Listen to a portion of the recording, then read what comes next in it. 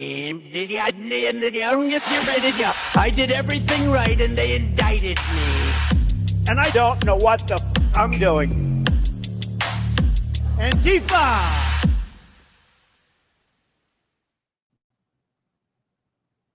Hello, everybody, and welcome to the Katie Halper Show. We are so excited to be doing one of our very important daytime streams where we get to talk to people who live in other parts of the world for whom 7 p.m. EST is not convenient.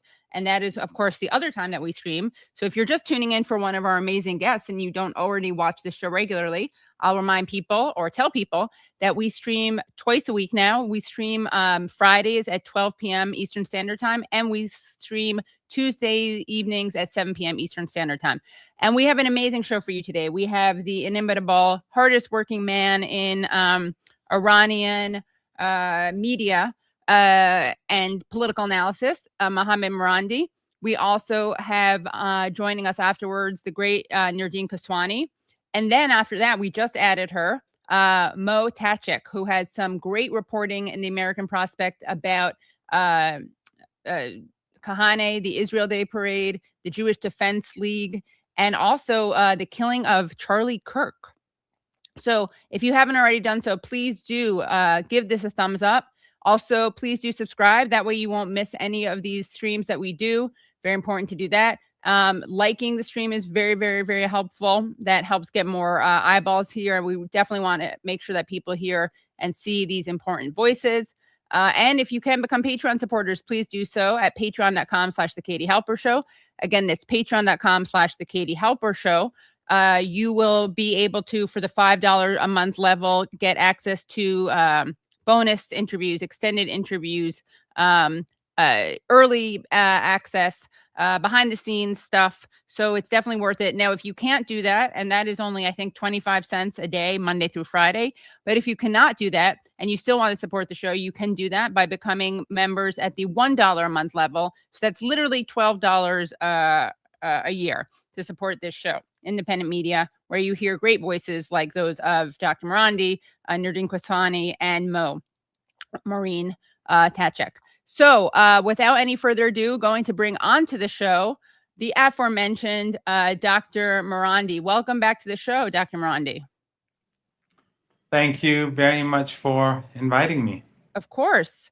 You are in Tehran. Tell us, please, about the latest. What is happening with these negotiations? What are people on the ground feeling?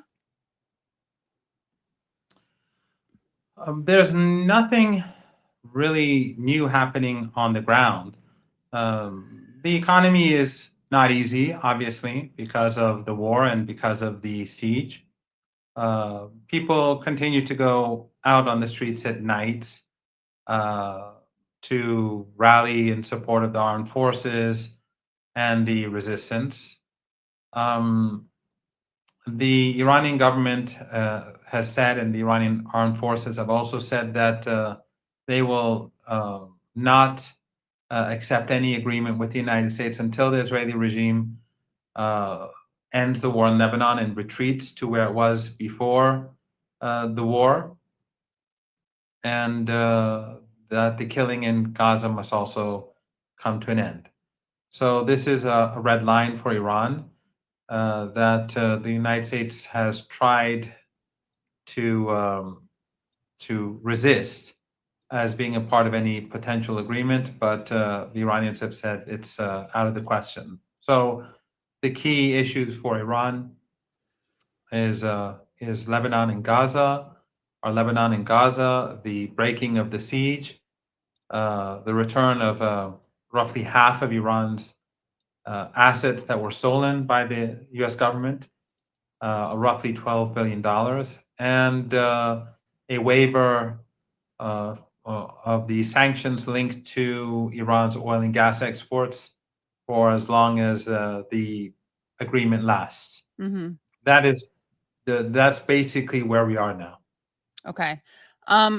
Let's talk about this, the Lebanese front, because that, of course, is, as you just mentioned, this is part of Iran's commitment to stopping bloodshed and genocide in Gaza and massacres in Lebanon. So on the Lebanese front, according to Israeli media, Netanyahu has refused to bring forward a vote to the cabinet on the supposed ceasefire brokered between the U.S. and Lebanon until Hezbollah agrees. And this comes after multiple rejections of the deal by those on the Israeli right, such as Ben Gvir, who lamented, the prime minister should have told Trump, we appreciate you, but Israel is a sovereign and independent state that cannot accept the existence of a terrorist organization on its border. So as Ben Gvir suggested, it also comes after that supposedly angry phone call from Trump to Netanyahu that was reported on by Barak Ravid. The authenticity of that is obviously questionable. So what are your thoughts on this potential ceasefire in Lebanon and the response from Israel? Well, first and foremost, I think it's important for people to know that the president of Lebanon and the prime minister of Lebanon were installed by the Americans. And the Saudis and US proxies, they collaborated to put them there. And they have no problem with the Israeli regime dominating South Lebanon. They know that if there is a ceasefire, the ceasefire that they've tried to negotiate, which is against the Constitution, they are not legally allowed to negotiate with the Israeli regime, but they've done so. And their ceasefire basically would allow Israeli regime domination over the South, which they really don't have a problem with. They dislike the people of the South. They despise them. In fact, the refugees from the South are being prevented from going to different parts of Lebanon as refugees by the president and the prime minister. And they also are blocking any aid from getting to them from Iran and Iraq. So the Iranians have been trying to get aid to Lebanon. They're blocking it. They won't let them because what they're trying to do is that they're trying to crush the community that supports the resistance, that segment of Lebanese society, which is predominantly Shia, but it includes Sunnis, it includes Christians, it includes Druze, but they want to crush them. So from the south, you have the Israeli regime. To the east, you have Al-Qaeda and ISIS, US proxies. And then you have the government in Lebanon, which is preventing the refugees from leaving the south and cornering them, and then preventing any aid, even food or tents or anything from coming from Iran or Iraq. So the government is not really, I mean, the Iranian government won't say this, and the resistance bloc in Lebanon won't say this, but the government is really working with the Israelis and the Americans and Al-Qaeda and ISIS to crush the resistance. This is the final objective. But the resistance continues, and they have been very successful on the battlefield. It is quite amazing what they've done. I mean, they're surrounded in their own country, and to the east you have ISIS and Al-Qaeda, and then to the south you have the Israeli regime. Then you have the Mediterranean, which is controlled by NATO and its proxies. And despite that, this community of people, which is comprised of, as I said, people from all walks of life and all religious groups in Lebanon, you have these people who remain steadfast and continue to strike at the Israeli regime. Now, what the Iranians have done to ease this or to bring an end to this is three things. One is that Iran, as I said, has said that we will have no ceasefire agreement with the Americans unless there is a ceasefire and an end to the conflict and a retreat by the Israeli regime. Of course, there's also Gaza, but for the focus here is Lebanon. So that is A. B, the Iranians have warned the Israelis that if they try to flatten Beirut, because that's what the Israeli regime has said they want to do. They want to bomb southern Beirut in particular and flatten the city. I mean, very openly. And the West has no problem with this. To create another Gaza they're already doing it in the smaller cities and towns in the south, but they want to do it to Beirut too. Why do they want to do it to Beirut? Because they want to leave all of the supporters of the resistance in Lebanon without homes, and then without any place of refuge. And as I said, the president and the prime minister, who are U.S. proxies, they contribute to preventing these people from having any place of refuge, and that's how you get them to submit. They want to humiliate them, to bring the people to their knees collectively. Right. And so the Iranians have said, if you move to destroy Dahiya or southern Beirut, we will start firing missiles at northern Israel. And the leader's military advisor went on television and said it will be much worse than during the war. Iran will hit much harder than they did during the 39 days of warfare. For now, that has deterred the regime. Now, the quote by Trump, whether it is true or not, I think is significant, even though many would say that U.S. policy continues to be the same as before, and that is absolutely true. But I do think there is something in this quote, and that is, in my personal opinion, it is, I think, to weaken Netanyahu, not to weaken the Israeli regime. But I have a feeling that, because in the past we've seen these fake quotes coming from Axios. They have a history of dishonest reporting. And roughly a year ago, we're approaching the anniversary of the first war, the 12-day war, where they carried out a blitzkrieg attack on Iran, the Israeli regime in the US. And back then, Axios was saying that Trump and Netanyahu have deep differences. Trump wants to give negotiations a chance, and it was fake. And immediately afterwards, we had an assault.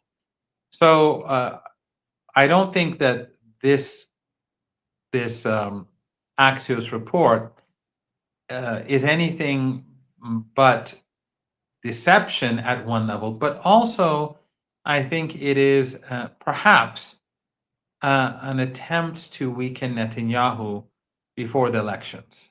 I think that maybe even American firsters in the White House and Zionists in the United States, some of them are thinking that the price is too high, and that the American people are turning against Zionism. The American Christians, American Jews, young Christians especially, are turning against Zionism, and this is dangerous. So I'm thinking that perhaps they would like to see Netanyahu lose the election, and then someone else would replace him, someone just as genocidal, but they will present him as different, and all the crimes of the past they'll attribute to Netanyahu, even though the opposition, their leaders, have expressed genocidal intent just as much as Netanyahu, and they also speak about flattening Beirut.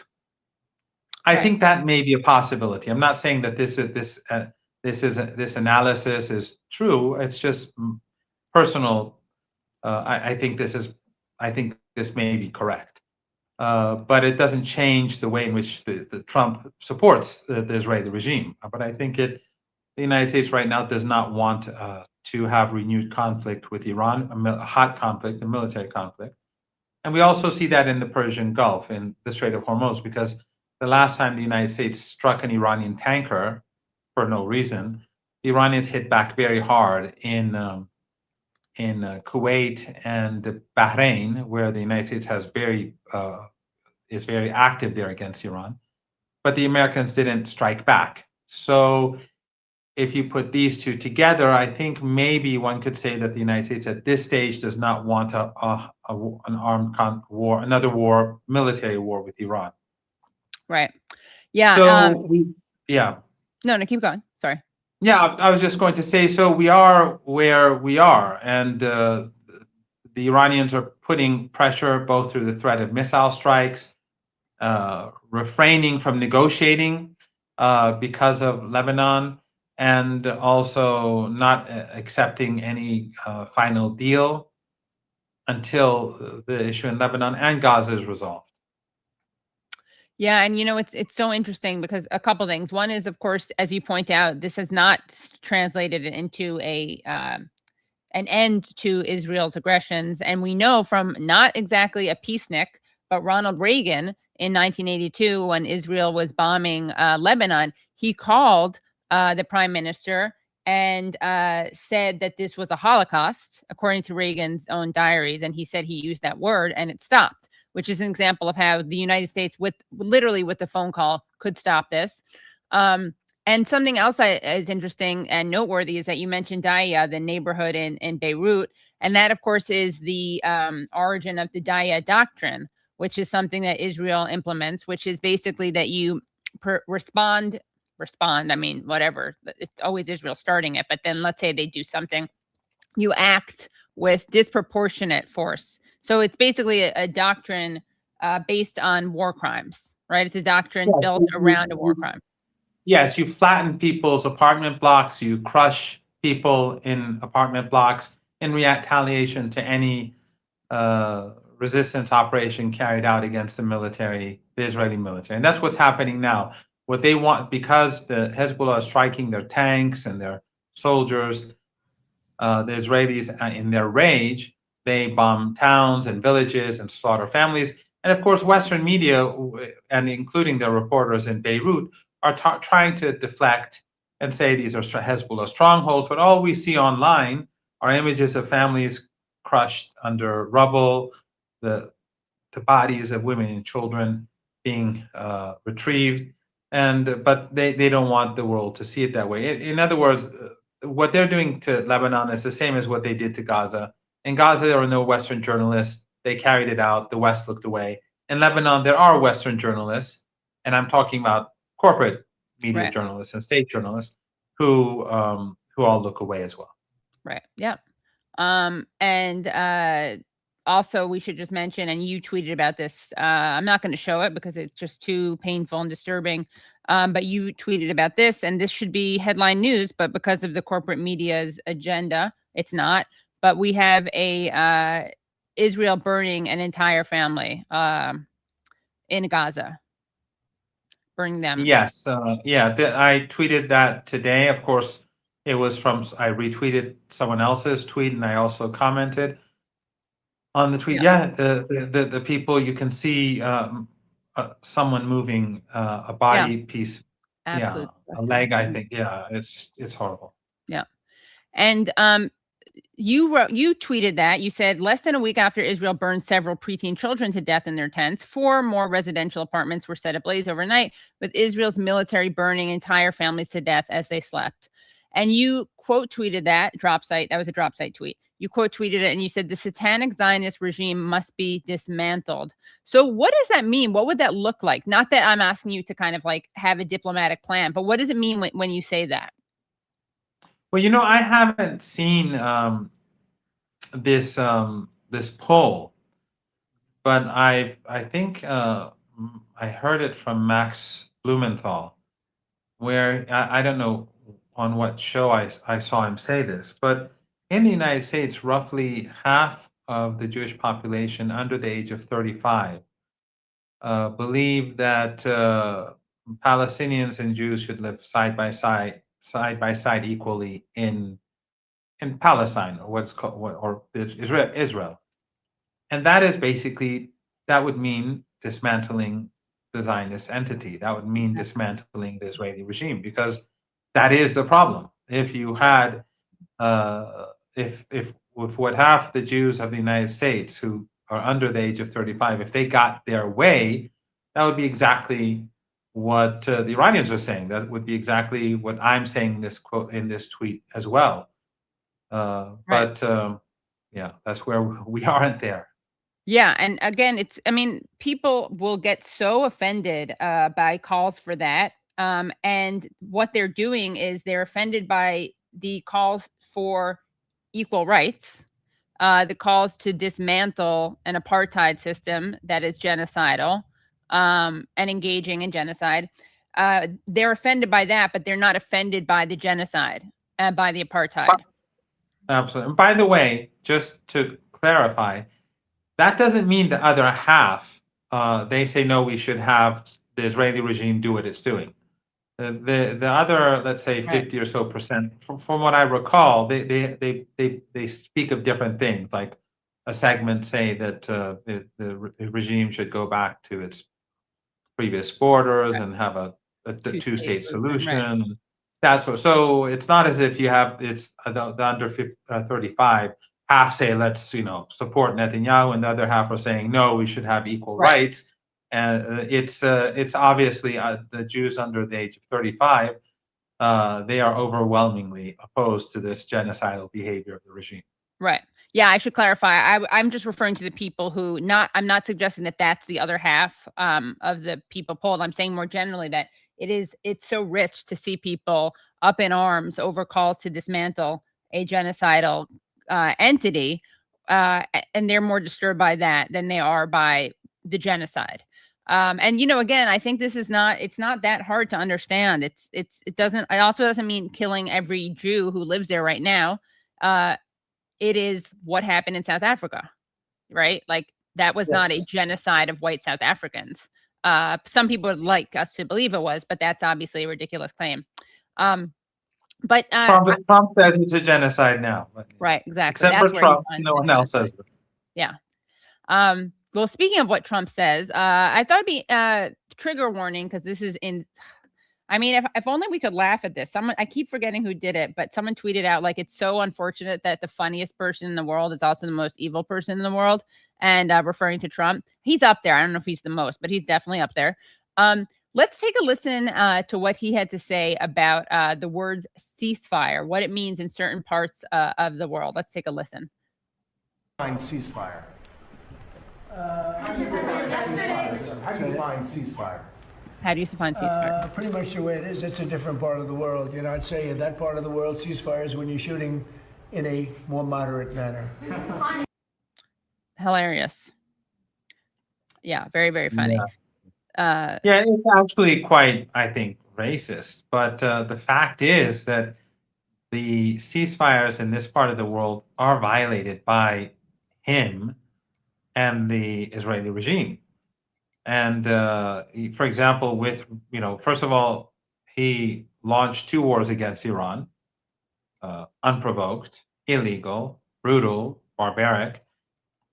And then after the ceasefire, on numerous occasions, as you've seen, he initiated a military conflict with Iran, the last being 2-3 nights ago. So on no occasion did Iran begin anything, or did Iran first fire at the Americans or anyone else for that matter, including the Israeli regime. And of course, the Israelis, their ceasefires, when he speaks of that part of the world, all we have to do is look at Gaza. Since the so-called Gaza ceasefire, the Israeli regime has killed almost 1,000 Palestinians. They've shot little girls in their tents, in their school tents, or tents where they're at school, and just shot and killed them. They've bombed kids. They've burned families alive. The images, as I just tweeted one today, which they burned them alive, hours ago. There is no ceasefire, but sadly, Gaza is complicated now for Iran, because what happened was that countries in the region, Abdullah in Jordan, Sisi, Erdogan, Aliyev in Azerbaijan, these regimes in the Persian Gulf, and other leaders from other countries, they went to Egypt, you recall, and gave a thumbs up to Trump's fake ceasefire. And they whitewashed his genocide. And instead of putting pressure on Trump or the Israeli regime, they went and celebrated Trump. And ever since, Netanyahu has been slaughtering Palestinians, and these countries do nothing. And they helped destroy the momentum that existed at that time, because you recall all the huge protests across Europe and across much of the world, as far away as Australia. Usually in these countries, in these countries, you don't see such huge numbers for anything. But Trump and these leaders, Erdogan and Abdullah and Sisi, they all, and Aliyev and the others, they all helped destroy that momentum. Right. And so there is a ceasefire in Gaza, and Iran wants to include Gaza in the negotiations, but it's complicated because there's already this imposed ceasefire, which is terribly unjust. But but Gaza is a part of the negotiation process between Iran and the United States. If we ever get an agreement, that's not at all clear. It's not a given. Right. And you mentioned the racism in his comments, in Trump's comments, and one actually before going there, I think it's Francesca Albanese, the special rapporteur on the occupied territories, who says ceasefire means that Israel fires and Palestinians cease. That's right. Yeah, which is pretty apt. Exactly. And that's what happened in Lebanon after the ceasefire. The Israelis, every day they were assassinating people, literally every day. And again, not only is it the United States that violates ceasefires in our region, but it's the Europeans, because all of the leaders of Israel, they're from Europe. They're all European. Right. Netanyahu himself, he's Polish. The president, all these none of them are indigenous to Palestine. None of them are Semites. They've changed their names to make it sound like they're from this region, but they're all European. Yeah. By the way, I'm sorry to interrupt this with something so petty, but we have, let me just check how many, we got almost 1,000 people watching, which is great. We're going to need those likes. I know that you guys like this. I know you guys love listening to Dr. Marandi. So we're going to need to get those likes up. The ratio, what's interesting is that, let's see how the ratio is, because I think less people are watching on the mobile, the vertical than the horizontal, but they actually have, I think, a better ratio. So we're going to need to get both of those numbers up. All right. Sorry to waste your time with that, Dr. Marandi, but this is so that we can bring people to you should bring in more popular guests for the beginning of the program. No, you are very, very, very popular. I think people get so transfixed and engaged that they forget to like. That's the problem. But everyone in the comments is very happy that you joined. But you mentioned how racist this is, right? This ceasefire means shooting more moderately, and it does remind me a bit of the CBS senior foreign correspondent Charlie D'Agata, who said after the outbreak of the Ukraine war, he said that this, meaning Ukraine, isn't a place, with all due respect, like Iraq or Afghanistan that has seen conflict raging for decades. This is a relatively civilized, relatively European city where you wouldn't expect that or hope that it's going to happen. And then you also have David Sakvarladze, the former deputy prosecutor general of Ukraine, who said of the attacks by Russia that, quote, European people with blue eyes and blonde hair being killed, children being killed every day. So do you have, what are your thoughts on this kind of like ragingly rank hypocrisy, double standard? Yeah, you reminded me. I forgot all about that. That was a memory. Yeah. Well, it's the same thing. I mean, Trump sees South Africa as a genocide for obvious reasons. The white South Africans are far better off financially than ordinary people. And a few people die every year in South Africa because of they're murdered by thieves and others, but also, I mean, the Black Africans in South Africa and others are murdered in much larger numbers. So when Trump calls it a genocide, it's obvious why he's saying so. He's saying this, and he doesn't call what the Israeli regime does as genocide. In fact, he after, in his recent interview, he praised Netanyahu. So he's praising the forces of genocide. But it's not the difference between Trump and previous presidents is that he says the quiet part out exactly loud. Right. And even Obama, the policies that he pursued are very Eurocentric. He used, for example, I don't know if you remember, I'm sure you do, the maximum pressure sanctions against Iran were initiated by Obama, right? Not by Trump. After the nuclear deal with Iran, and he called them crippling sanctions. So he wanted to cripple Iranians, ordinary Iranians, because the sanctions were directed at ordinary people. They were not directed at Iran's military. They were directed at the entire population.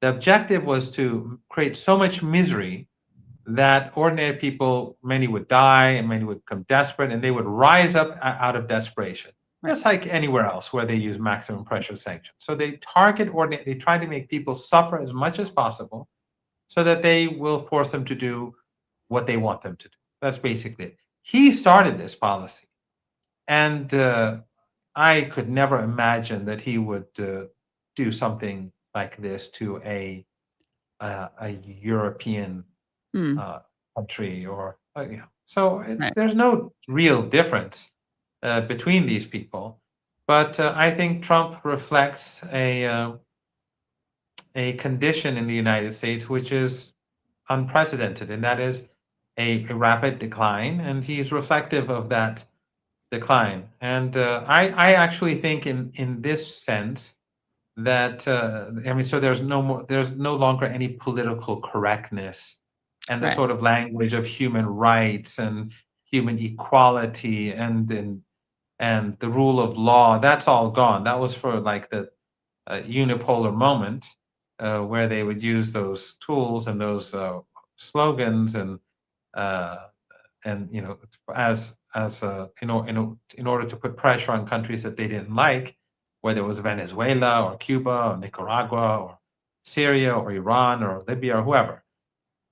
But that's all gone now, and so they're sort of gone back to the ruthlessness of the 19th century, the early 20th century, the 18th century empire, where it's just we have to take over these countries and civilize them and basically plunder them. Right. Yeah, it is. It's just revolting. And that's why I joke sometimes that, you can play a game called Who Said It, Trump or Chomsky, because they will say the same thing about what the United States is doing.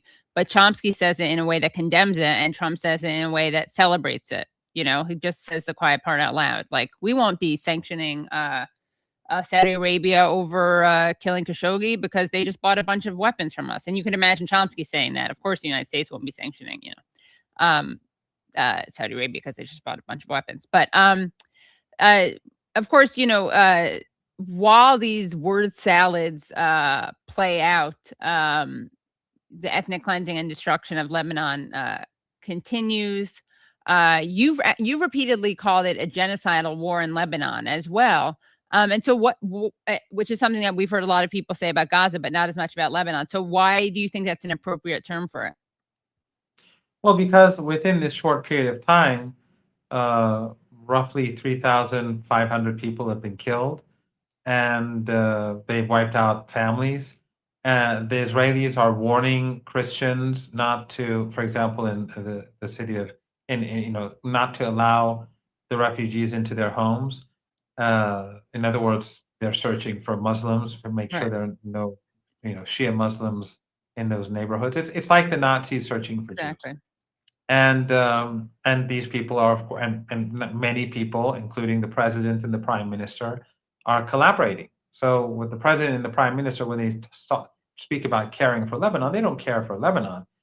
They are, they've been installed by the empire, and they obviously despise the people of southern Lebanon. That's why they're preventing aid from getting in, and they're preventing them from moving around in their own country.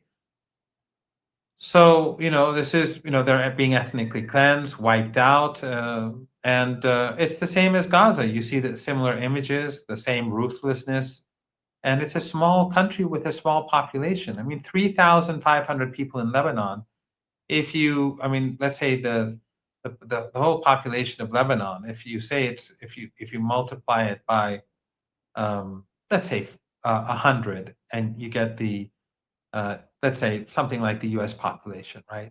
Let's say there are 3.5 million Lebanese, because not all Lebanese are with the resistance. Let's say it's less than 3.5 million. It's the majority who are with the resistance, but let's say it's 3.5 million. that would be like times 100. If you multiply 3,500, that's 350,000 people who've been slaughtered in, let's say, the United States in this period of time. I don't know, over the last 2-3 months. That's a lot. That's a huge number. And so for such a small community to lose so many people, and they've lost, I think, 9,000 people over the last 2.5 years. These are huge numbers for this community. Every family has lost people. I have friends in Lebanon, and they've lost relatives. So it's not a huge population, and the Israelis want their land. It's clear. We know that we all know what the Israeli regime wants. They want a greater Israel. That's what the flag shows. That's what the U.S. ambassador to Israel has said. He said if they take the entire region, that's fine. Right. That's the objective. That's the ultimate. It's not just southern Lebanon, by the way. These foolish people in central and northern Lebanon who are with the Israelis and who support the empire, the U.S., or who are on the payroll of Saudi Arabia and Qatar and the others, they don't realize that they will be refugees too if they survive the next wars, when they want their next phase of if they can ever get there, and they try to achieve their next phase of expansionism. Right. And it's interesting that in Syria, the Syrian government, they don't do anything to take back any of that huge amount of territory that the Israelis have taken since the fall of the former President Assad. Right now would be the opportune moment for them to start fighting, because Hezbollah is fighting. So a lot of Israeli forces are elsewhere. That would apply a lot of pressure, and then maybe they could get concessions from the regime. But they won't do that. They won't touch the Israelis because they're proxies. From the very beginning, since the beginning of the Dirty War, they were proxies of the United States. These Wahhabi and Salafi and Takfiri groups, they were on the payroll of regimes bound to the U.S. empire. So they're not going to do anything about their territory. The president and prime minister of Lebanon don't want to do anything about the occupation, because they're all a part of this broader empire. So it is for Hezbollah and its supporters to resist, and Iran has an obligation to do what it can to help them. Yeah, and let's just, I thought we could show this clip. This is AO4, Brad, because we're talking about the destruction, and sometimes it's, effective to see what it looks like. So this is Sarah, whose Twitter handle, I retweet her all the time, is Sahura XO. She tweeted out, this is southern Lebanon right now. Israel's dropping bombs on civilian homes in Makara Tire. American-made, American-supplied bombs. So let's just take a look. So just an image of this, death and destruction that is happening all the time with the express support, logistical support, diplomatic support, moral support, financial support, military support of the United States. And it's just absolutely shameful. And, it is so funny because, the Iranian government is so vilified, as we've talked before. And it's not just the government, it's all the people. And what's interesting is I have people on this show, like the range of people I have on this issue when it comes to Iran, who are Iranian or Iranian American or Iranian Canadian. It's like the range is that they are critical maybe of the Iranian government, but very much against regime change, very much against the United States and Israel and their actions. But it's like increasingly, kind of uniting everyone, I think, in being more supportive of the Iranian government, because their moral superiority is so clear. All these enemies, official enemies of the United States and Israel, they just really hand us our rear end when it comes to looking at any appearance of morality. And I keep saying this, we really live in the twilight zone, and we have a total inversion, whether it's the rapists who are portrayed as not having raped anyone by Western media, while the people who did not rape anyone are portrayed as the rapists. You have the government that, actually is protecting people portrayed as the villain, and the governments that are massacring people are portrayed as the heroes and the humanitarians. But really, it is, I think, becoming so clear that, regardless of one's thoughts on a particular government, like on a more micro level, that on a macro level, this is a battle of good versus evil. I'm sorry, I know people are going to say I'm being simplistic or Manichaean, but when we're talking about this on a worldwide level, which we are, I don't know how else we can see it. Well, that's why, and I've said this so many times recently, that some friends are making fun of me. But that's why I say people should read more about Iran. When I introduced that book, Going to Tehran, on your show and on other shows, I really think people should start reading, because if they start reading books like this and Alistair Crook's book Resistance, they would begin to see how this whole narrative against Iran they created this in order to empower the empire, in order to help the Israeli regime. And this narrative has been it's been around for 47 years. And so many Americans, if you say that, well, the Iranians they're trying to protect people from being slaughtered, they'll say, what are you talking about? These Iranians, they're horrible, they're killers, they're they want to drop nuclear bombs on, I don't know, New York, or just what Trump keeps saying. And when what Trump says is not, it sounds crazy to us, but it does play on a narrative that has been presented to the American people, sometimes in a crude way by like Fox News, sometimes in a much more subtle way by CNN or the New York Times, but it is the same narrative. So people are brought up to believe that Iran is evil.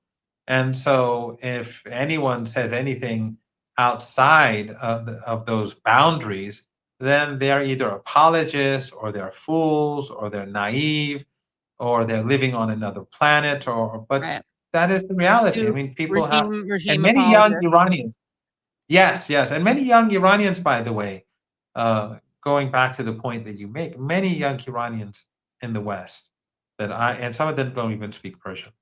They contact me, although I can't check my email anymore. I'm just so overloaded. But people do contact me through different means, and they tell me about the sharp divide between them and their parents. Yeah. And it's just like what we're seeing in the broader environment too. Like when on the right you see that older people support they watch Fox News, and then the younger people, they support Palestine, whether they're Jews or Christians or Muslims. The same is true with the Iranian community abroad. The younger people are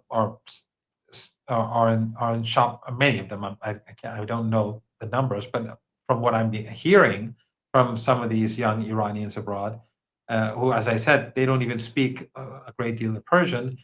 They also have that divide now between themselves and some people in the older generation.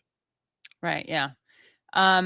I know you have to run. You are, as always, so generous with your time. Do we have time for one more question? Sure. Okay, great. So wanted to well, two things actually, but they're related. So speaking of the role of the West, Richard Medhurst, who we've had on the show before, had a great tweet, I thought, that kind of crystallized this.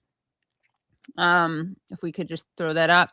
Virtually every person Israel has ever killed was murdered with a U.S. or European weapon. What does that say about the West? Uncomfortable question, and the answer even more so. Which I think is something that we have to reckon with. Yeah. Yeah,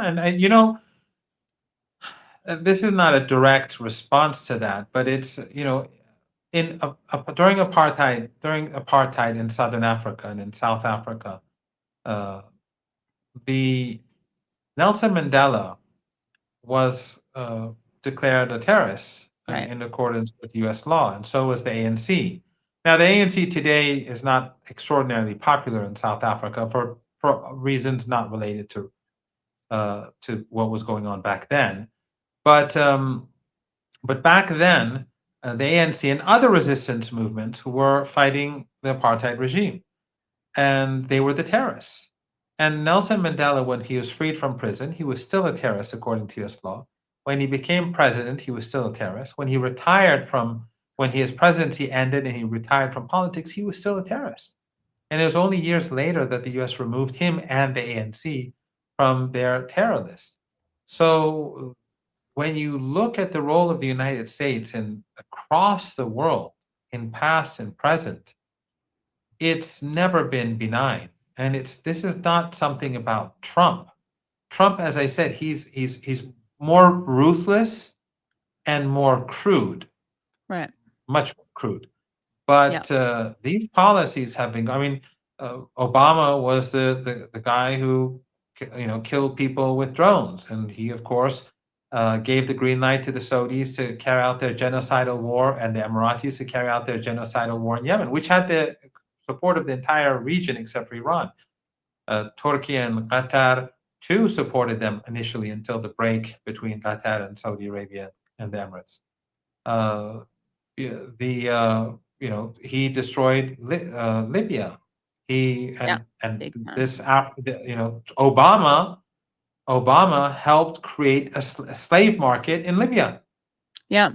Because of the destruction of civil society and the chaos. And wherever there's chaos, you're going to see, in any country, in the United States, if God forbid civil society collapses, you're going to see the same thing. Thugs and mafia people, they become empowered. That's exactly what they did in Syria.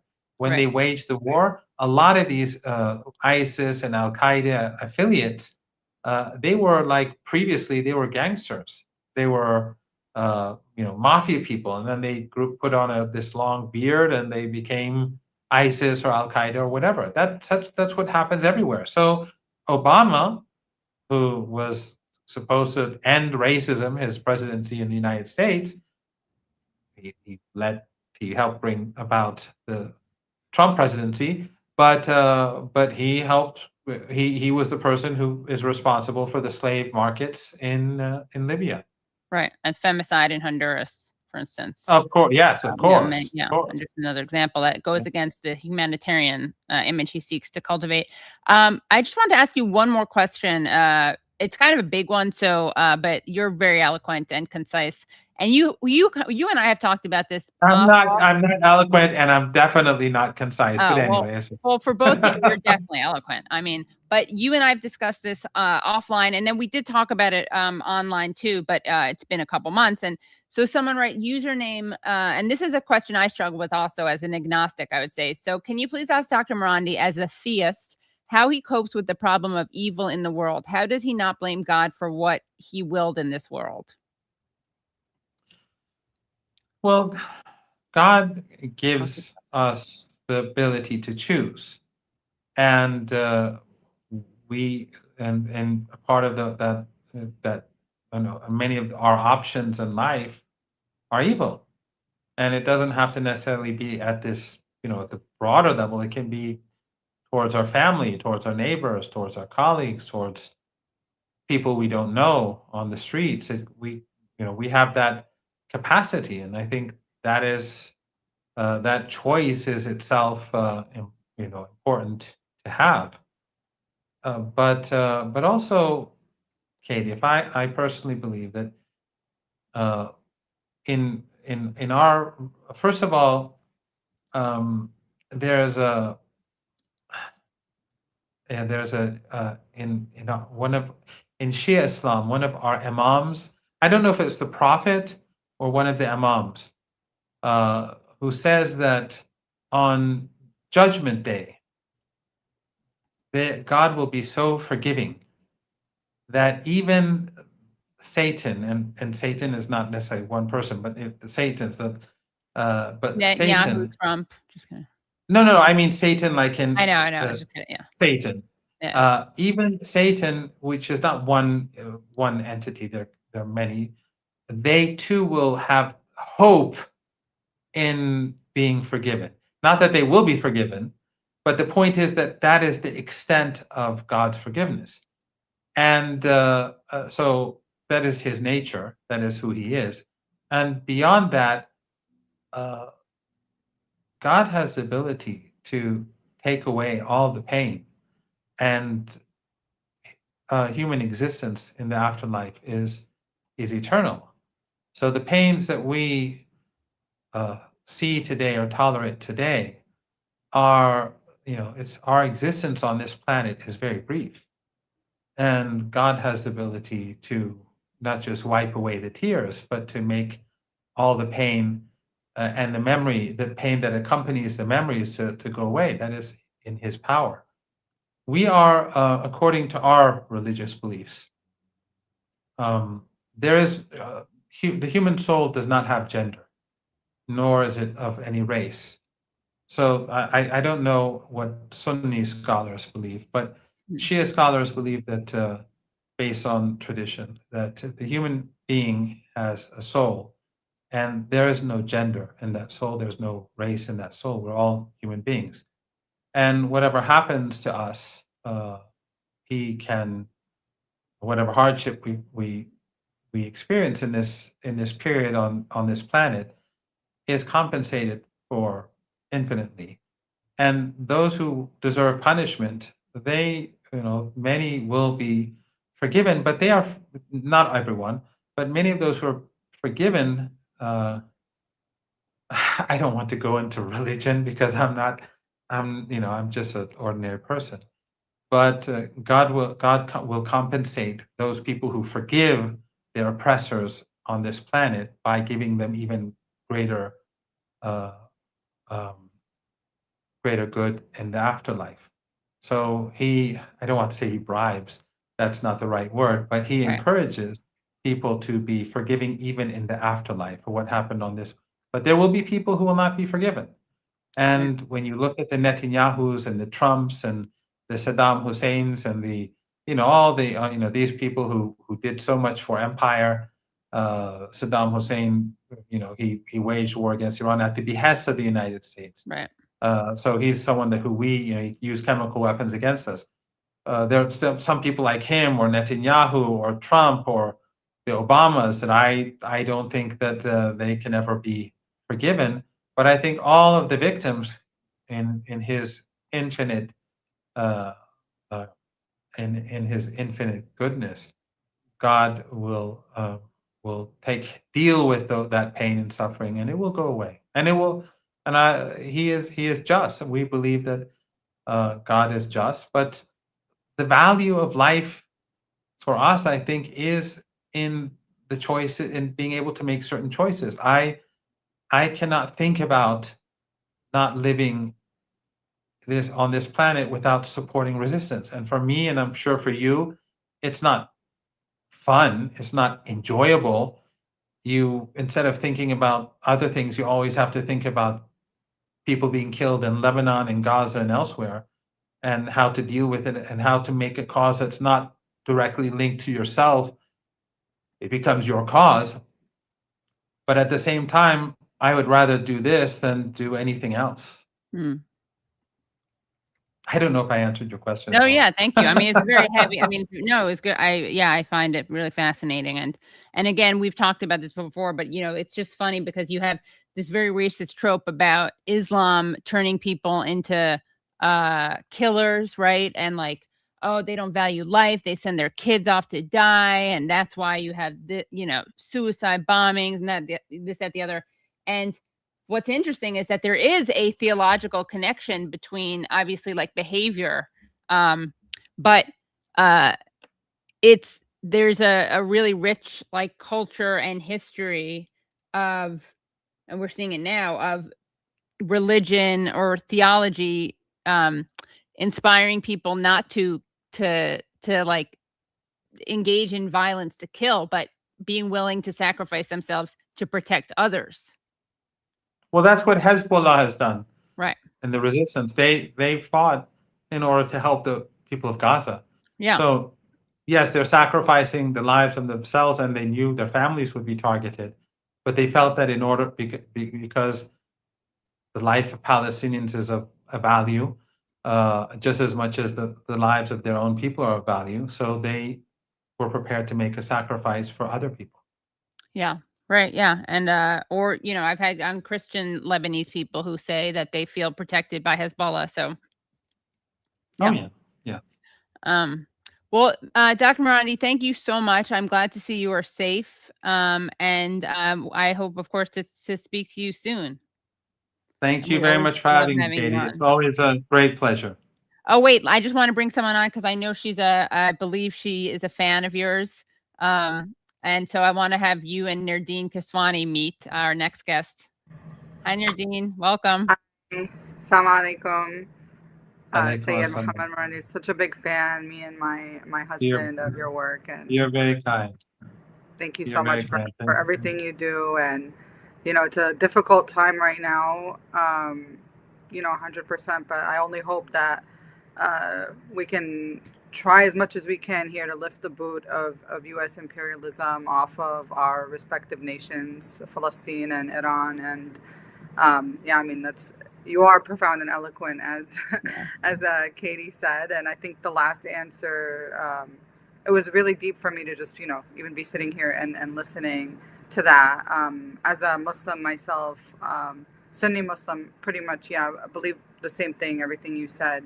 Some people, they can't be forgiven even by God, because it's up to the people they hurt, the people that they oppress, to forgive them. And if they don't, they aren't forgiven. And so, we have parades for these evil people here in New York, which is what I'm here to discuss. And both of you, I just want to say, are very brave. And I don't know, Dr. Marandi, so Nerdeen is an amazing organizer who's been harassed by Betar and even had an attempted terrorist attack on her life that was stopped by. In today's world, we have lots of young heroes, and they're growing by the number. And both of you and your families, and friends, we're all growing in number, and that's what makes me more optimistic about the future. Yeah. Well, thank you again, and have a great night for you. You too. Thank you both. Bye Okay. for now. I'll make sure to watch both of you. Okay, great. Thank you. Thank you. And thanks for that, Katie. Of course. Yeah, I love connecting people. Next time we'll have to have you guys on together. But Nerdeen, thank you for taking the time. You are busy. Obviously, you have I'm not divulging any information. No. You have an infant. And I want to have you on to talk about, actually, we haven't had you on since you were targeted, and we can get to that because it's actually related, because we're talking about terrorists. But you were very vocal about the fact that this year, war criminal and far-right extremist Bezalel Smotrich, as well as others such as like Amichai Eliyahu, who's the heritage minister, that all of these terrorists were invited to join the annual Israel Day parade. And what are your thoughts on this? And I have some videos that we're going to show, and we'll get to meet the individuals. We can do like a who's who of all the terrorists who marched in it. But before we get into the specific, what are your thoughts on this more generally? Yeah, I'm sure we both agree that it isn't just them. They're indicative representative of the entire Israeli government, which is chock full of war criminals. Anyone associated with Israel in any representative capacity, is essentially fulfilling that role. So, regardless of, all of the politicians who, and I'm sure we're going to get to this, came out and said, oh, we didn't know Smotrich was going to be there, an official representative of the Israeli government that we were there to celebrate. Right. We didn't know he was going to be there. It makes no difference, because the whole theme of the parade itself, is there to continue to build support for genocidal baby killing, to set the standard, the stage that, even as opinions on Israel, on Zionism continue to decline in the U.S., the American politicians, left, right, center, wherever they are still going to claim their stake, in this Zionist American apple pie.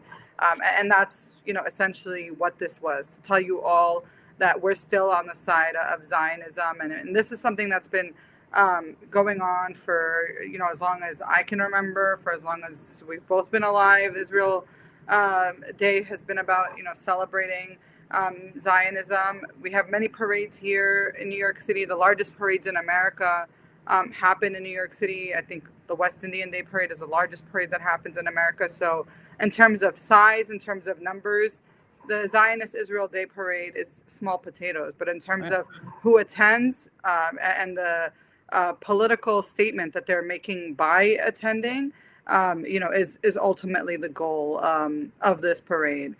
So generally, that's what I think about that in terms of the fact that Mamdani didn't attend this year. That was a small step towards, rejecting this genocide, rejecting Zionism. I think it would have been, very strange if he did attend compared to everything he said. I don't think he would even be, welcome. Right. But at the same time, I don't think it was enough.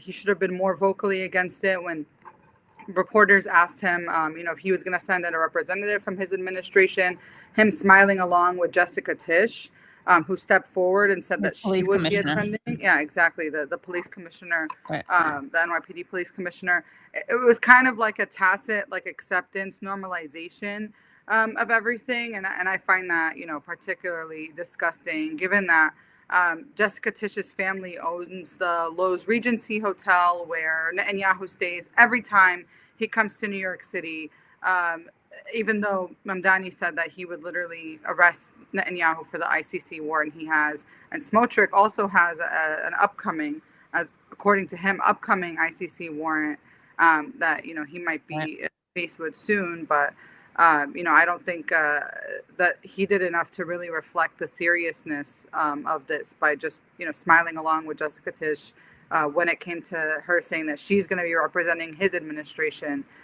by attending this parade and providing one of the most secure, largest security police details of any parade, even of this parade in the history of New York City. Right. We actually have video of Zoran Mamdani being asked about his administration attending the Israel Day Parade. So let's take a look at this. B08, Brad. Two-part question. Thank you. While you won't be attending, given your personal views, is the administration sending a representative on behalf of the administration to the parade? And on the security measures, okay, that's an answer. And second, yeah, so that was Jessica Tisch, for people who are maybe just listening, raises her hand. And they both smile and laugh along with the crowd. So, I mean, I find that revolting. I mean, how are you going to call it a genocide? How are you going to recognize that Israel is an apartheid state and then, slowly normalize it like that? I think it's, more dangerous because he doesn't get the flack for attending the parade the way that an Eric Adams or Bill de Blasio has, which I've protested them attending this in the past. But at the same time, he's able to provide cover, provide support for it by, being so casual about a representative of his administration that's carrying out all of the details to make this parade possible without disruption, without interruption, officially being represented in the parade itself. So, yeah. Well, it's interesting. So, I mean, I think you pointed out very correctly, this isn't about the individual Israeli officials who attend, but it has become a lightning rod kind of this issue. And I think it's what's significant, I think, about their attending, because it's not like it would be okay to have this or attend this rally without them, but it shows how brazen it is that they don't even pretend to not have these high-ranking officials. They can't even plausibly say, they try to do this, which is already ridiculous, but it's like another level of ridiculous, right? Like they're trying to be like, oh, this is about Israel, not the current government, which is a ridiculous thing to say, because that suggests that Israel is fine when it's not this government, right? Like it's not an apartheid genocidal state. But then they're trying to claim that it's not about the government, and then you do have these officials. So let's take a look at some of the people who participated. So let's take a look at this video of the Israel Day parade, and then we can like pause and show who various people are. That would be which one is that? That is the where we see the marching, Brad. Which one is that? Sorry. 1 second. B01. B1, Brad, thanks. Okay, so they're on the right there, the guy in the second from the left who has an actual sash. He's next to the guy in the red or the maroon tie. That is the Minister of Heritage. That would be Amichai Eliyahu. Okay, we're gonna keep watching. Let's see who else we got there.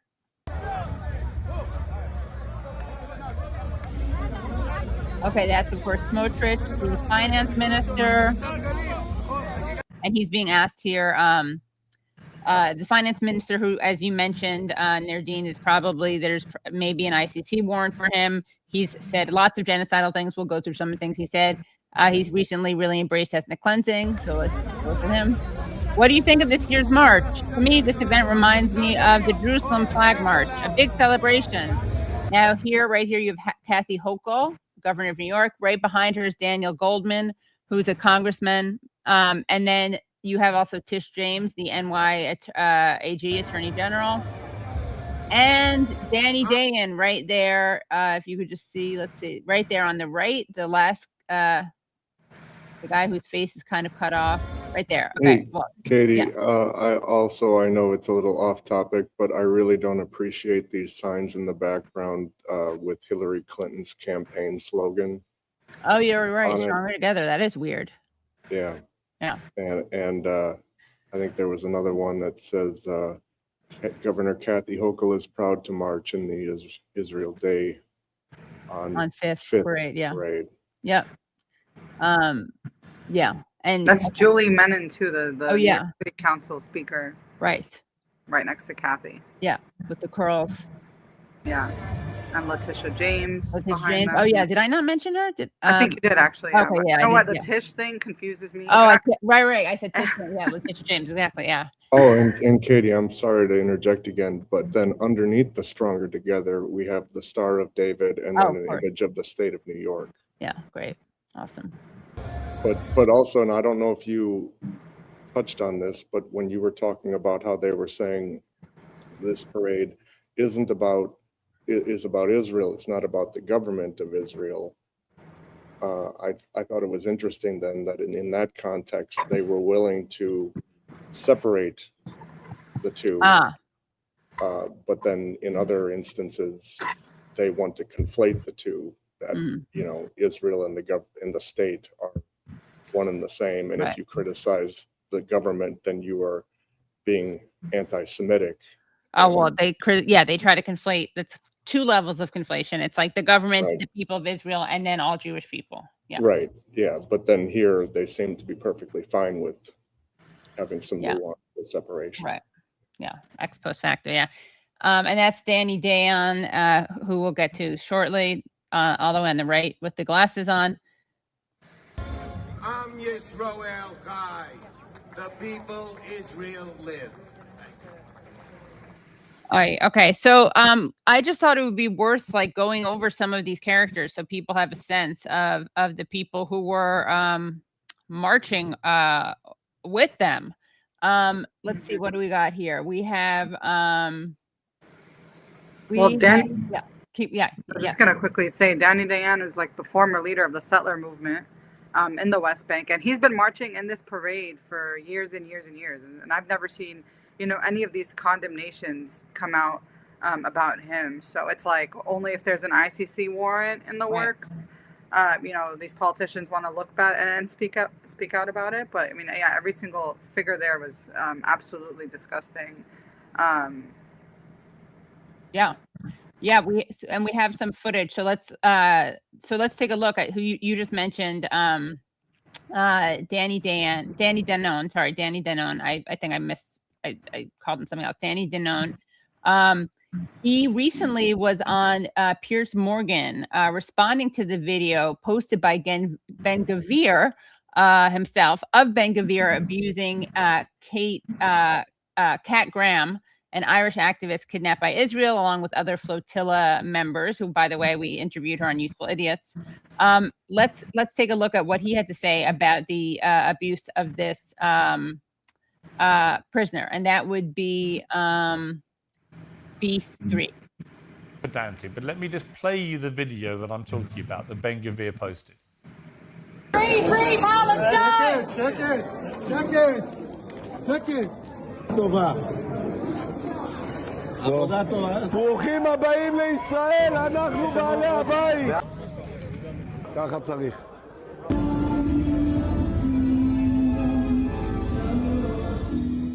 And when you see what happened to that woman at the start of that video, what do you feel about that? Well, I haven't seen any sexual abuse in that video. I didn't say sexual abuse. I was very specific. But we are talking about sexual abuse. She was being physically abused, right? I mean, do you accept that, Danny? You Danny? haven't shown what happened before. And from my experience... She shouted, free Palestine, and for that she got physically abused. What she did before. So many times when you show part of the videos, and then she was detained. She was illegally trying to break into Gaza. She was detained. So and you don't condemn the way she was treated.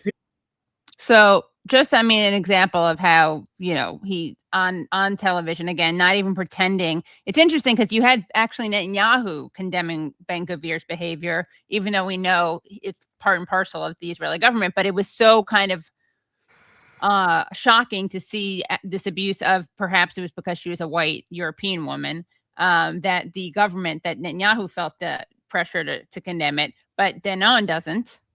And this is one of the people marching. Let's take a look also. What do we have to learn about some of our other participants? And by the way, he is currently the Israeli ambassador to the United Nations. We also have Amichai Eliyahu, and he's the heritage minister. And in November 2023, he said there's no such thing as uninvolved civilians in Gaza. He also said we wouldn't hand the Nazis humanitarian aid, obviously referring to why there should not be humanitarian aid given to the people of Gaza. Smotrich, Eliyahu also said, just to add on to that, you know, that Israel was racing to wipe out the region, not just Gaza, and that the government is racing ahead for Gaza to be wiped out. Thank God we're wiping out this evil. All of Gaza will be Jewish. So, you know, just clearly genocidal. Yeah. And then let's also, and of course, we got Smotrich, who said, no water, no electricity, let them die of hunger or surrender. Come live in the West Bank. I hope this incentive will help us bring 1 million settlers and kill the idea of a Palestinian state. And so let's take a look at how, what Kathy Hochul said, given that she was walking, as we saw, just a couple people away from Danon. Here's what she had to say about Smotrich's participation. Okay. Bezalel Smotrich, Bezalel Smotrich is a far-right extremist whose hateful and divisive rhetoric is fundamentally at odds with the values we hold dear in New York. Yesterday's parade was a celebration of Jewish pride, community, and unity. I strongly condemn his participation. And then you even had people saying that he crashed the parade. He wasn't officially invited. So what are your thoughts on this? You actually responded to Hochul yourself. Yeah, I mean, she was right there marching with him. Yeah. You know, exactly. She could have called this out on the spot, chose not to. But at the end of the day, I mean, even if she did call this out prior to the fact, I mean, he's part of the Israeli government. So you condemn him being there. You don't condemn him being part of the Israeli government. You don't condemn the Israeli government. I saw a tweet about this. It's like, oh, I went to the Klan rally and I was surprised that there were Klan members there. Exactly. I forgot who said it exactly, but I mean, that's pretty much all there is to say about this. I mean, it's just plausible deniability. They don't care about the outcomes of their actions. They don't care about the fact that they're supporting a genocide. not just in Gaza, but that's expanding to Lebanon and Iran and, all over the region. They just don't want to be associated with the bad words that Smotrich says. Right. That makes them look bad. Right. But they still ultimately support baby killing parade, and that's exactly why they attended this to begin with. Yep. Here's what you wrote. You marched in the parade with him. You making the statement now is speaking out of both sides of your mouths. Why didn't you refuse to participate in the parade and condemn him on the spot when you were actually side by side with him? Very good question. And I do think, though, that it's really important because some people, the way that people are focusing just on Smotrich or Danon, for instance, reminds me a bit of when people say it's just Netanyahu, as if it's like not a systemic issue. It's not, because it's not just this genocide isn't just a national project or a government project. It's or a state project, I should say. It is a national project, not just a state or government project. Exactly. And it's been going on for years. I mean, in 2018, when I protested the Israel Day Parade, which was one of the scariest days of my life, and why, I don't feel safe protesting it now with even, increased security and increased brazenness from Zionists and attacking. I mean, we had photos of all of the Palestinians that were killed in the 2018 Great Return March. And that's how we attended the Israel Day Parade. They were literally celebrating just shortly after, gunning, mowing people down who were protesting peacefully, not even armed, gunning down people like Razan al-Najjar, the 18-year-old nurse, or, that baby girl, Layla al-Ghandour. So, I mean, this was years prior to October 7th. And, they were just looking at us, laughing at us, throwing things at us, physically attacking us. NYPD did nothing about it then. Just this year on Nakba Day, a Zionist was throwing eggs at us from, his balcony in the middle of Manhattan. And the NYPD literally went and just protected the doors, to enter into the building itself. So, I mean, I can only imagine anybody who tried to attend or disrupt the Zionist Day Parade this year, what would have happened to them. But the point is, this has been going on for a long time. They've been killing people, regardless of, who's in whatever politicians are in power here, or whatever politicians are in power there. The problem isn't just Smotrich or the Netanyahu government, as you said. The problem is Israel's itself.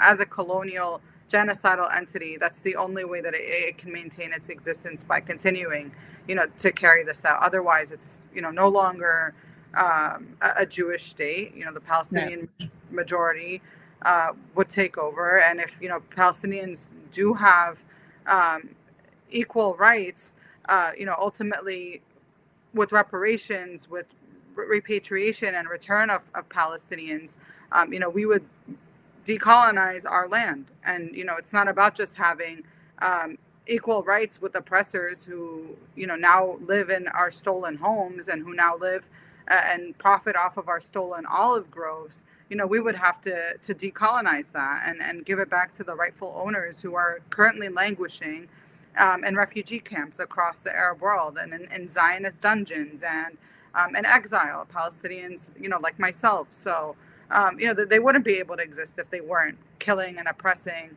and maintaining an apartheid state. So ultimately, no matter who's in power, no matter how nice they are, or what words, nice words they use compared to the most brazen of those in the Israeli government, ultimately it's built off of genocide, dispossession, oppression of Palestinian people. Right. And you also, by the way, said you tweeted out that you were disappointed that people weren't organizing against this parade and doing organizing against this parade. And you said that you would, but you are have an infant, and also you were targeted recently and you didn't feel safe. So you wrote, what's hard to understand is how so many organizations, you tweet, a few years ago, I helped organize protests against the Israel Day Parade and feared for my life. Today, with an infant and after being the target of a recent assassination plot, I can't take that risk. What's hard to understand is how so many organizations with far more resources, security, and capacity were nowhere to be found. So can you tell us more about these protests, and also why you think there weren't protests this year?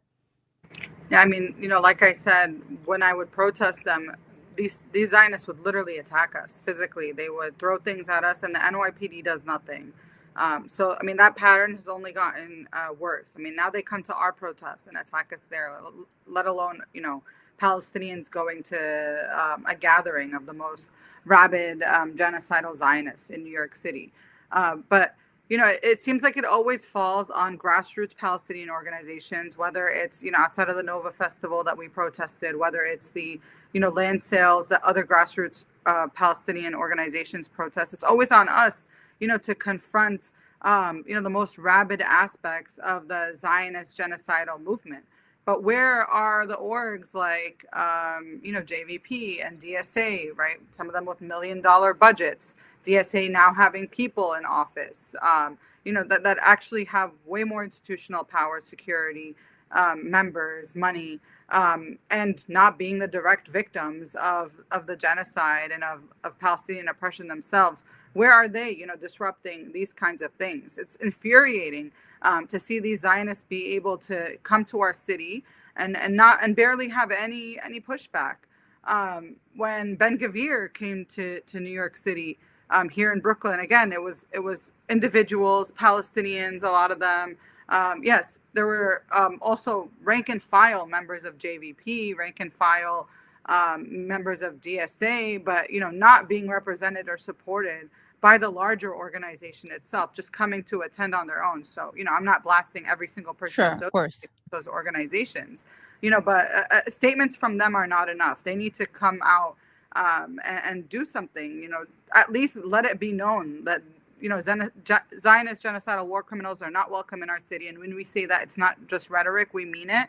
We are going to put ourselves and our bodies out there on the line, to make that clear. Because I really think they got off scot-free this year. And we don't want to go back to business as usual, Zionist genocidal rhetoric and politicians are just normalized in our city. We don't want to do that. So I really think these organizations need to take a closer look at, what they aim to do and do more direct action. When Ben Gvir was here, I was like 8 or 9 months pregnant and I wouldn't get out of the car, but I was at the protest, close to it. I was getting updates from people on the ground. I was posting about it, talking about it.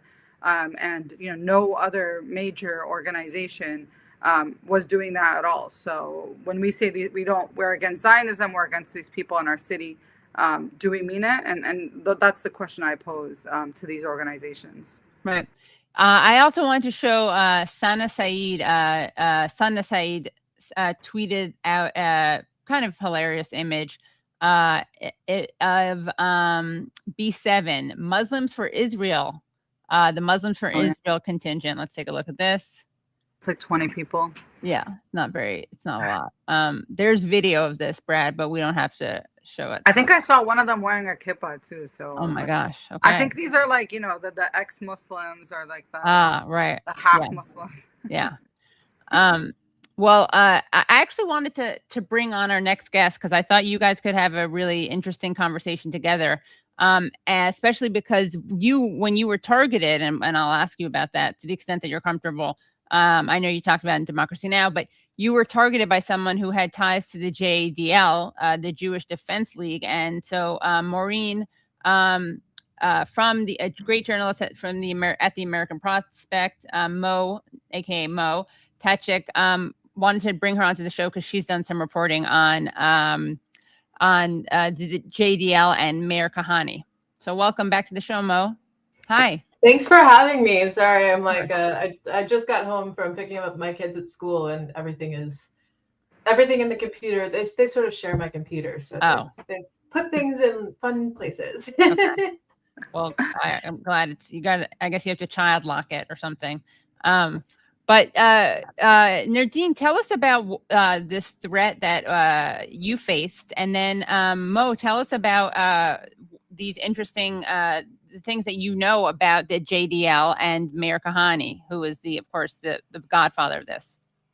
Yeah, I'll try to summarize it as quickly as possible. Basically, I get a call or repeated calls from private number around like 9 p.m.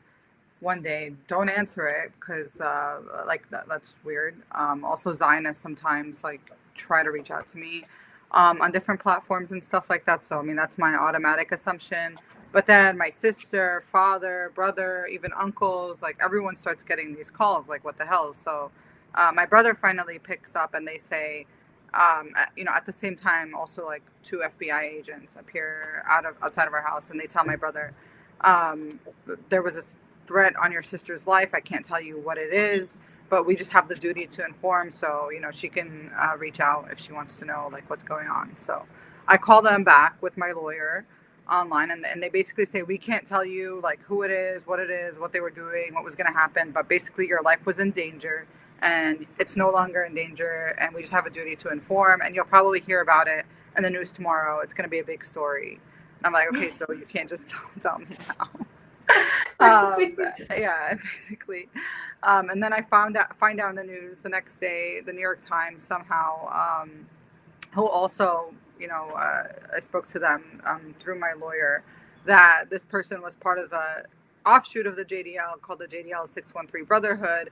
And he had created like between 8 to 12 Molotov cocktails that he was planning on throwing inside of my house, and in the cars outside of the house. And that he actually assembled these Molotov cocktails with the undercover NYPD undercover agent from the NYPD who was part of the Joint Terrorism Task Force that works with the FBI, and that he was going to cross state lines from New Jersey to New York to carry out this attack.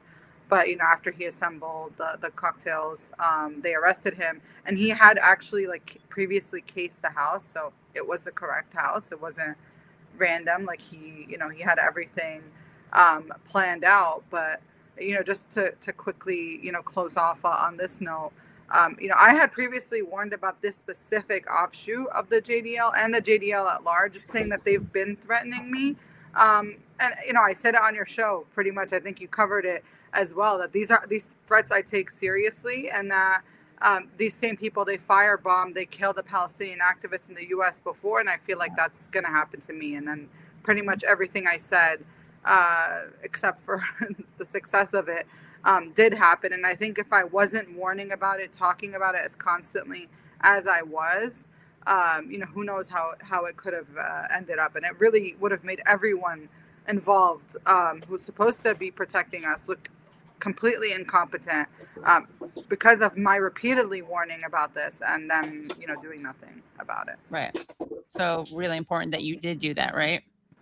Yeah, because everyone's like, oh, you should be grateful that like Jessica Tisch didn't allow a terrorist attack on the streets of New York City to happen. Like, you should say thank you that you're not dead and there weren't Molotov cocktails like and terrorist attacks carried out in New York. Like, okay.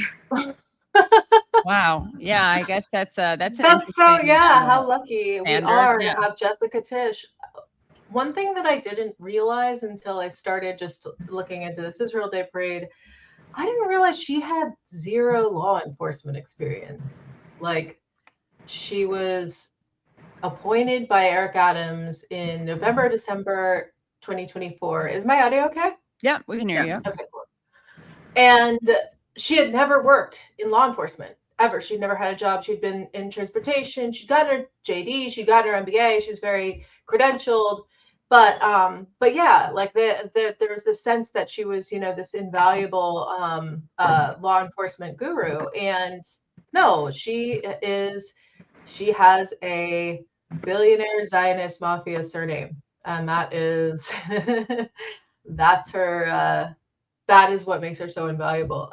Well, she was never on the beat, but just a quick thing, because I think she shifted jobs back and forth. But in 2008. She was part of the department's intelligence division, and she was one of the architects of the NYPD domain awareness system, which aggregated surveillance footage and stuff like that, license plate readers, social media data, biometric information. Basically, one of the people who helped build, the whole surveillance, against Arabs and Muslims in the NYPD. That Mamdani spoke out against. So. It's just funny that this is where we are. Yeah. So Yeah. the trajectory is she was in 2008. She began her career with the Counterterrorism Bureau at the New York City Police Department, facilitated by Raymond Kelly. Then she was in 2014 appointed Deputy Commissioner for Information Technology at the City Police Department. And then she was in the Department of Information Technology and Telecommunication in 2019, appointed by de Blasio. And then she became very well known when she was appointed by Eric Adams, Commissioner of the New York City Department of Sanitation, because she did a lot with rats, apparently. She did. Containing rats, yeah. Do we have to give her that? Yeah, rat, yeah. I haven't been here. I haven't been in New York too much, so. Yeah. It's still pretty ratty. Yeah. I mean, yeah. And Nerdeen, I want to make sure that I know you have some child duties. We're good. Okay, you're good. Okay, yeah. And Mo, tell us about. Tell us, now that we have this kind of background, what do you think is important for people to know about the JDL, about Kahane, the connections there, because you have this amazing piece that you did for the American Prospect.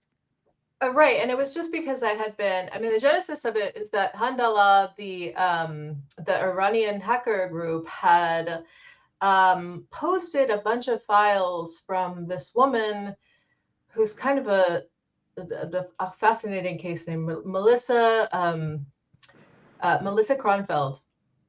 And she's a rich chick who worked for the New York Post for a while, and then she got her PhD, and she was teaching at Rutgers for a while, and then she just decided to go become the most rabid West Bank settler. We need to blow up the Al-Aqsa Mosque type of wing nut that you can imagine. And I was really trying to, and Handala was claiming that they had all of her personal files, which included her last will and testament, which was kind of fascinating. She's very, very wealthy. And they claimed that she was at a CIA front, essentially. And but I couldn't find any evidence of that. But I start going into her stuff, and I find this real massive effort to sort of like woke wash Kahanism, the really hard right, the crazy genocidal ideology that we very openly and aggressively genocidal ideology that we associate with Ben Gvir and Smotrich, and this new, the Jewish supremacist exterminationist ideology. And you see in her files this really incredible, like one of the projects that she's working on is called Humans of Judea. And it's this like effort to do like a Humans of New York, but with, hilltop youth. So it was really interesting. And I find this little mini doc on Meir Kahane, the founder of the Jewish Defense League. Now, Kahane was a Brooklyn rabbi's son. His family was friends with, I think they were friends with the Bronfmans. They were friends with a lot of sort of mafia types, and they were friends with Zev Jabotinsky, the famous kind of revisionist Zionist who really, really, really hated the communists so much that Ben-Gurion called him Vladimir Hitler. He is one who founded Betar. He collaborated with Mussolini, and he probably collaborated with Hitler. Let's just be honest. Or he definitely collaborated with the Nazis. He died in 1939 or 1940, so he didn't get to sort of see how that turned out. But he founded Irgun, or he either founded or inspired the founding of Irgun, the really most militant, most genocidal of the militias that carried out the Nakba. Anyway, so this guy, Meir Kahane, who was really Martin was his name that he was born with, and he he was very pretty popular. He was he had like a a charismatic demeanor, but he really wasn't good at getting a job. He couldn't support himself. He was working a paper route, and then he somehow stumbles into with his friend from Batar camp, who's got a PhD, and he's kind of working his way into the military industrial complex. They discover that there's this sort of rich demand. There's this robust demand for right-wing front organizations, CIA-funded right-wing front organizations, anti-communist infiltration. They start this sort of like intelligence partnership, and they write a book about how the Jews need to support Vietnam, why it's in their interest. They start a lot of front organizations at college campuses for pro-Vietnam War students. They supposedly infiltrate the John Birch Society and find out all about their anti-Semitism, and that is supposedly J. Edgar Hoover project. But then they found in 1968 the Jewish Defense League, and this is it kind of starts out as this like hardcore sort of racist militiamen. They are, I guess there have been some old Jewish ladies mugged in Brooklyn. This is also coming around the same time as the teacher strike, which caused a lot of Jewish black tension in Brooklyn. There was the outgrowth of so they're channeling all of this sort of Archie Bunker, angry white man rage, but specifically among Jews, and talking about it and putting it in these very apocalyptic, like if we don't take care of ourselves, there's going to be a Holocaust thing. They make a formal alliance with the Colombo crime family, but it turns out that later on that the Mossad has actually been sort of running their operations and giving them their assignments, but for the most part, because when they started doing actual terror attacks, almost all of them were targeted at Soviet outposts in New York. So Soviet musicians would come to play, and they would, they at one point they got, and he had such a following with like troubled teens, something you familiar there. He got this one high school girl to give blood somehow. Like I don't know. She donated to herself a quart of her own blood, and then she took it and she poured it over the head of a mid-level Soviet diplomat. That was one of their attacks. But they did more explosive stuff. They killed a few people eventually, and so they're starting a lot of trouble. And in 1971, the New York Times reporter says, I got to profile this guy. He's causing all this trouble. I see a lot of people in sort of, outer borough Brooklyn really love this guy, but he's racist and he's dangerous.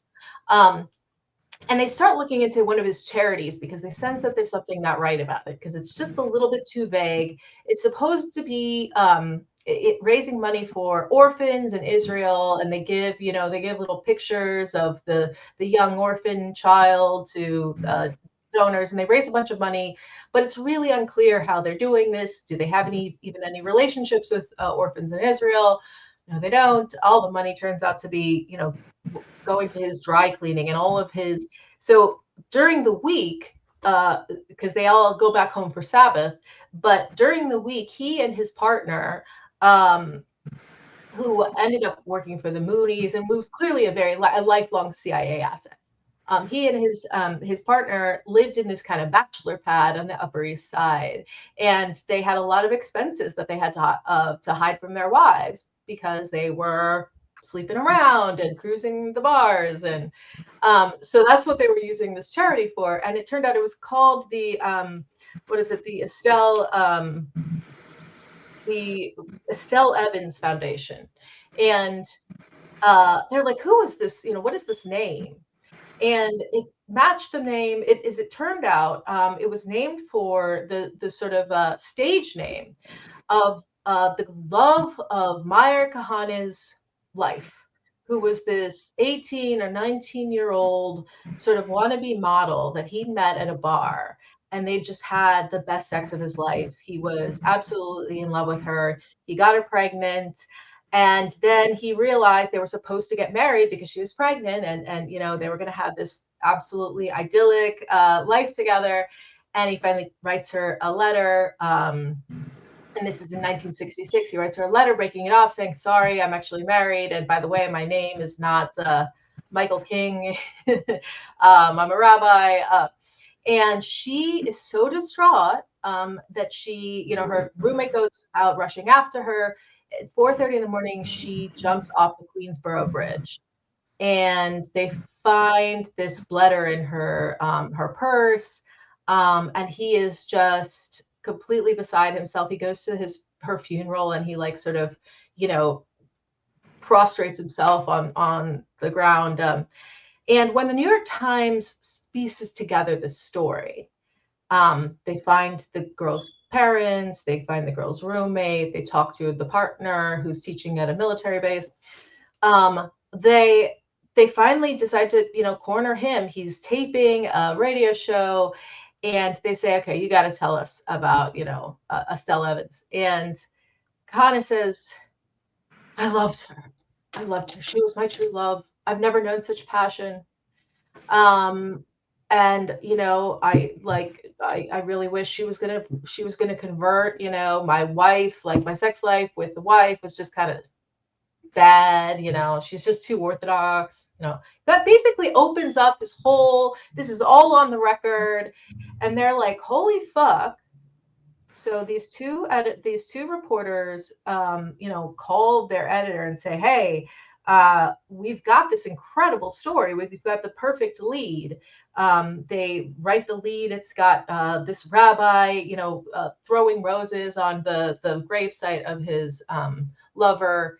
And Gelb and A.M. Rosenthal, their Metro editor and the managing editor of the newspaper at the time, A.M. Rosenthal, a very iconic newspaper editor, publisher, and a very hardcore Zionist. He's like, nah, we can't do it, guys. We can't. This is going to spread too much Zionism if we publish this whole story, which we've gotten on the record. Now, I'm reading this around the same time, you know, basically right before these little stories about Graham Plattner start coming out, and I'm just like, this is so insane that they're, you know, cutting this story, because this man by this time is an avowed terrorist. I don't know if he'd been put on the terrorist organization, but he's extremely racist. He has a formal alliance with the Colombo crime family. They are extremely ethno-supremacist, and they are just at the start of this long string of terror attacks that they are, you know, pulling off throughout New York. This terrorizing. President Nixon is actually very concerned at this point in time that the JDL's attacks are getting in the way of non-proliferation talks with the Soviet Union, because they're just so unhinged. And the idea, I guess, the point of those terror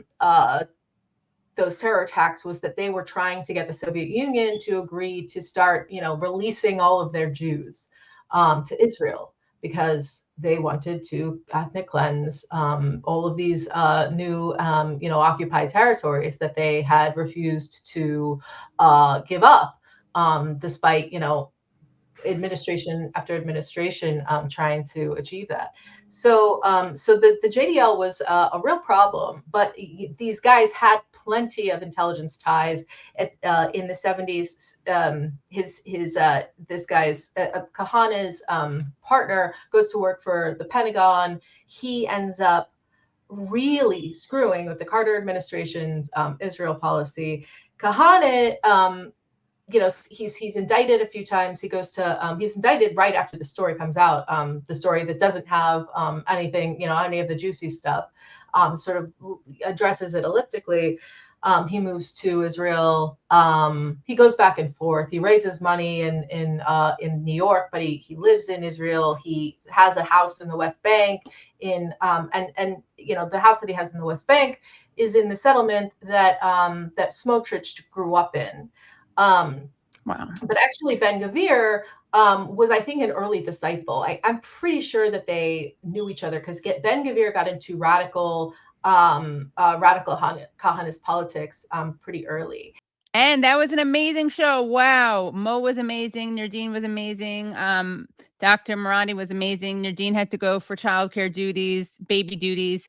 If you were watching this live, you are so in luck because you just got to see this amazing show. If you were watching this later on and you want to see the full chat with Moe, where we get into like literally who killed Charlie Kirk or who didn't kill Charlie Kirk, you can find that at patreon.com/The Katie Halper Show. Again, that's patreon.com/The Katie Halper Show. So we are giving you over an hour of free footage, of course, of free material. And then we are going to be giving people who are watching this later on, you are so in luck as well, just that you get to watch part of the show.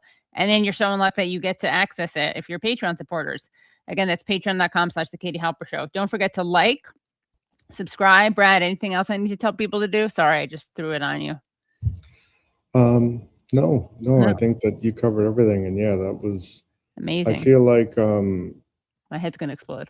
I feel like it would be incredible to have Moe on talking with, oh my gosh, the historian-splaining.